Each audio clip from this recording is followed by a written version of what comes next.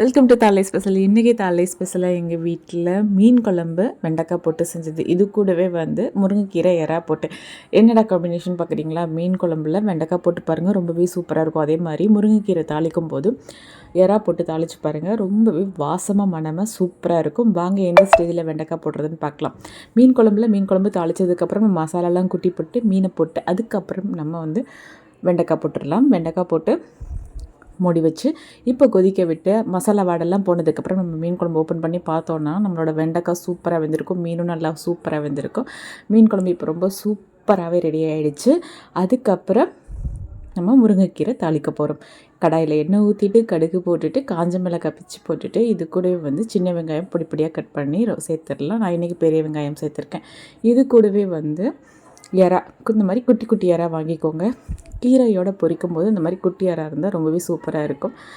எறா போட்டு அதுக்கேற்ற மாதிரி கொஞ்சமாக உப்பு சேர்த்துக்கோங்க. இப்போது போட்டு நல்லா வதக்கி விட்டுருங்க. எறாவோட கலர் நல்லா சேஞ்ச் ஆகிடுச்சு பாருங்கள். இந்த ஸ்டேஜில் நம்ம கீரையை வச்சிடலாம்.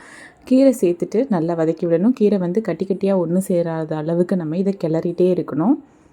அப்போ தான் நமக்கு கீரை நல்லா உதிரி உதிரியாக பூ மாதிரி ரொம்பவே சூப்பராக இருக்கும்.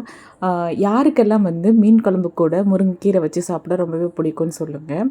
அதே மாதிரி முருங்கைக்கீரையில் எறா போட்டு கண்டிப்பாக செஞ்சு பாருங்கள். ரொம்பவே சூப்பராக வாசமாக மணமாக இருக்கும். முருங்கைக்கீரை சாப்பிடாதவங்க கூட முருங்கைக்கீரை விரும்பி சாப்பிடுவாங்க.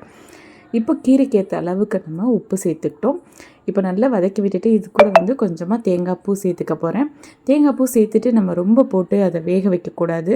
தேங்காய் பூ லாஸ்ட்டாக சேர்த்துட்டு நல்லா எல்லா கீரையிலையுமே படுற அளவுக்கு அப்படி நம்ம நல்லா பிரட்டி விட்டுட்டு அவ்வளோதான், நம்மளோட முருங்கைக்கீரை பொரியல் சூப்பராக ரெடி ஆயிடுச்சு.